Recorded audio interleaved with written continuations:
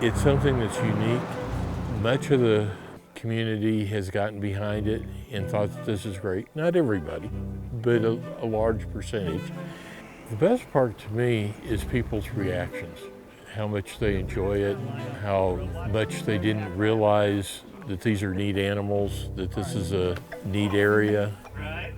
It's been a pretty cool thing to see, like a lot of people from, I've heard people from Canada and somebody from Colombia came down here, and other than that, with people from New York and all parts of the United States, so that's pretty awesome.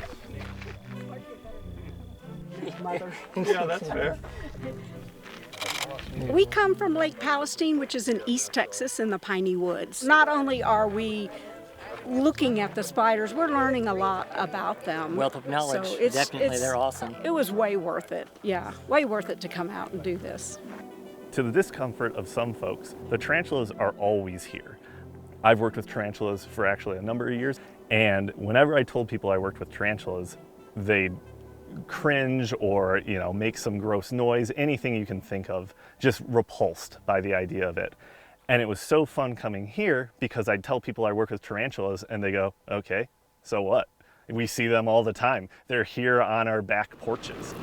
I got one that I can show real close. These males are looking for a mate, and they will do that until they die. Whether that's they find a mate and she eats them, it's like a dinner date, right? Or they just keep wandering and keep looking for a mate, and the cold gets them. My research involved coming out here every single day.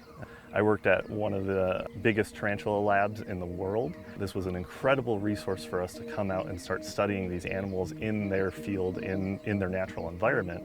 The reason it's called migration is usually because these males come out in mass, and in the past we've just seen them crossing roads in the thousands.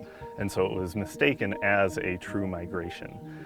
And so what I dug into was what is causing that pattern that we see, those males coming out and looking for a mate all at once, seemingly. Kind of half out of the burrow. And I started correlating it to these drops in temperature. And what we found is that there's this cold snap almost every September, right in the middle of it. And as soon as that happened, the next day I found close to 30 tarantulas. And then the next day after that, it was closer to 50 tarantulas. And it peaked, and then it started dwindling down. We don't know what we don't know. But the fact of the matter is that every time we start looking at more and more specific and niche animals, we start finding out how important they are to the food web, the ecosystem, all of these little things. My goal in getting involved was to improve education, to help people appreciate what we've got here. And I also want them to enjoy it out here and learn something about it. I think it's such a tight-knit community that wants to show what they have to offer to a lot of people. And I think it's really important for a festival like the Tarantula Festival to exist in a town like La Junta because of the amount of people it brings and how much it puts the town in people's minds outside of this region.